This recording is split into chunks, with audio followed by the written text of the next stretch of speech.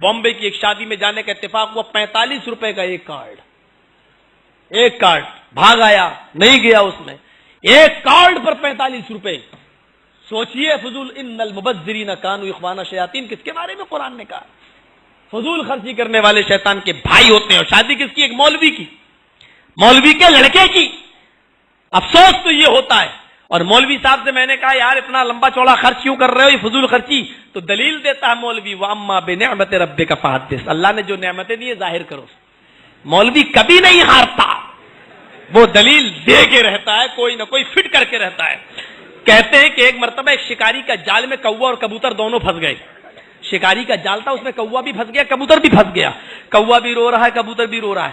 کبوتر روتے ہوئے کہتا کوے چپ، مجھے پریشان کر کے رکھ دیا رو رو کر. تو کوا کہتا تو بھی تو رو رہا ہے. تو کبوتر بولا مجھے تو رونا ہی ہے، اور میں اس لیے رو رہا ہوں کیونکہ میں حلال ہوں.